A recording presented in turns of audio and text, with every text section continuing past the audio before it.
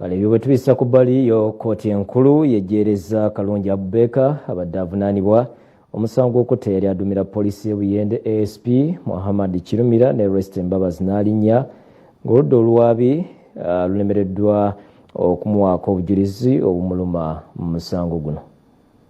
Omulamuzi Margaret Mutoni wa kkooti enkulu leero lwawadde ensala y'Omusango Gw'Okutta Afande Kirumira ne yali mukwano gwe Rest n'alinnya Mbabazi nga bano baakubibwa amasasi ng'ennaku z'omwezi 8 omwezi ogw'omwenda omwaka 2018 e Bulenga. Omulamuzi bw'abadde yeegyereza Beka Kalungi ategeeza nti obujulizi obwaleetebwa oludda oluwaabi bwali bwa mu nguuba nga bwali bukontana n'okukubagana ekyalaga nti Kalungi teyali mu ttemu lino. Omulamuzi era akubye ebituli mu bujulizi bonna obwaleetebwa nga tebulina we bulagira nga Kalungi yeyatta abagenzi. Omulamuzi awadde ensonga eziwerako omuli nti omwawaabirwa yatulugunyizibwa ng'akola statement eyamukolebwako teyaliiko mukono gwe ate nga yalimba ku mbeera ya Kalungi era nti yakakibwa okussa omukono kwemu ku statement ezamugibwako. Omulamuzi Margaret Mutoni wano wasinzidde n'ategeeza nti obujulizi obwaleetebwa oludda oluwaabi bwalimu ebirumira bingi. Ku kyamasimu omulamuzi ategeezezza ng'obujulizi obwaleetebwa mu kkooti bwe bwalemererwa okulaga enkwatagana n'omwawaabirwa mu musango guno. Omulamuzi era ategeezezza nga Katereka Abdallah agambibwa okuba nti yattibwa tewali bujulizi bulaga nti yalina enkwatagana n'omwawaabirwa Kalungi era nti tewali kiraga nti Kirumira yattibwa ba ADF. The prosecution did not adduce any evidence of identification of Katereka Abdul,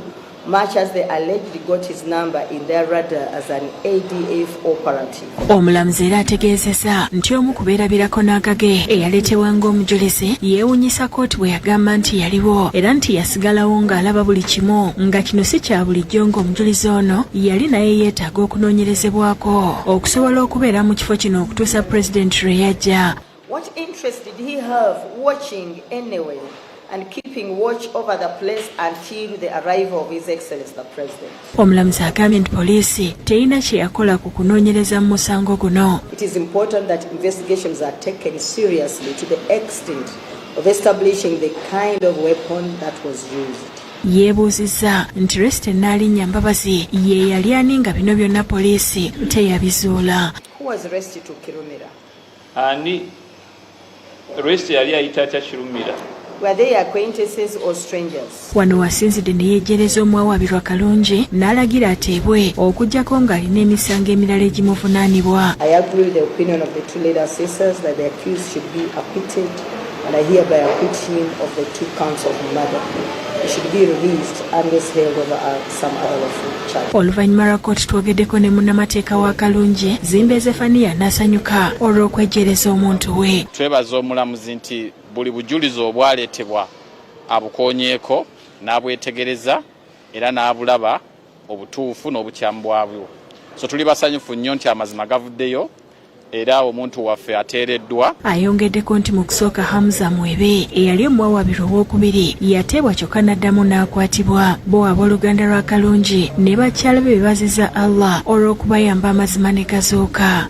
Nebaza Allah olw'enteekateeka gy'atukoledde n'obufulumire bwatuteereddewo kubanga tagawadde magezi gaffe okubeera nga Allah asaza amazima olunaku olwaleero. Mukulu wange ateebeddwa oluvannyuma lw'okubeera nti abadde avunaanibwa ebbanga lya myaka 4 ng'avunaanibwa ebintu by'ataakola. Kalungi mu kuteebwa Asoose Kusoberwa ng'ayagala kulinnya mmotoka y'amakomera addeyo n'abeeruzira.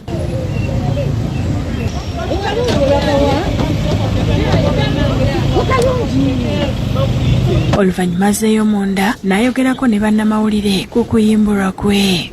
Nange nfunye essanyu okulaba nga nvudde ku musango omunene bwe gutyo era ne nebaza ne kanso wange olw'omulimu omunene gwakoze. Josephine Sensemfuma ne Judith Nalugwa be bakusakidde eggulire lino.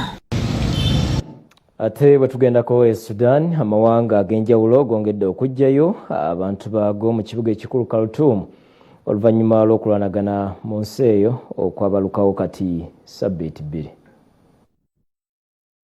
Oluvannyuma lw'adduumira eggye lya Sudan Fatah al-Burhan okukkiriza okuwa obukuumi amawanga agagenda okunona abantu baago mu kibuga ekikulu Khartoum.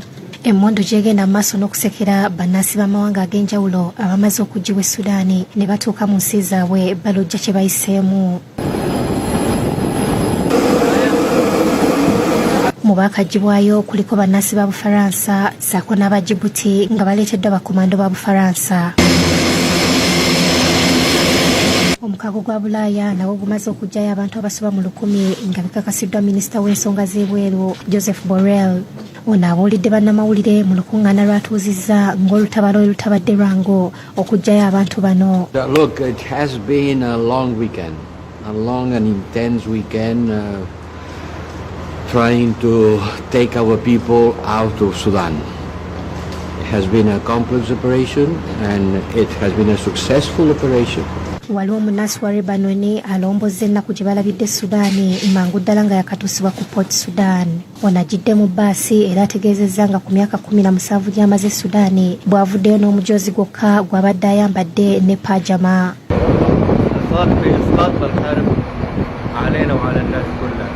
Waliwo n'abalala b'amawanga ag'enjawulo abataasiddwa okuva mu ddwaniro e Sudaani nga bano batuukidde ku nkambi y'amagye eya Amman. Minisita w'ensonga z'ebweru wa China naye akakasizza nga mu kaseera kano bwe bamaze okugyayo abamu ku bannansi baabwe. 苏丹局势突变以来，党中央十分牵挂在苏丹的中国公民的安全。 Kitegerekese nga bannayuganda abali Sudaani n'ab'essaawa yonna batuuka ku butaka. Kyokka waliwo akatambi akalaga oluseregende w'emmotoka z'abakambwe ba Rapid Support Forces nga beekalakaasiza mu bitundu bya East Nile. المجاهدين والدفاع الشعبي دعم حماية السودان والله سلم سلم يا برهان دعم حماية السودان هاي بلو من بلو والله سلم سلم يا برهان. Okuva okulwanagana kuno bwe kwatandika ebikumi n'ebikumi by'abantu balusuddemu akaba ng'okulwanagana kuno kwabalukawo ng'ennaku z'omwezi 15 omwezi guno wakati w'amagye ga Sudaani n'akabinja k'omumyuka w'omuduumizi waago Muhammad Daglo. Bibiri Sudan tugenda kumulamu katono tukyadda n'amala mangi omuli n'agansereka okuwangula Nyanzi. Bwe tukomawo mugabo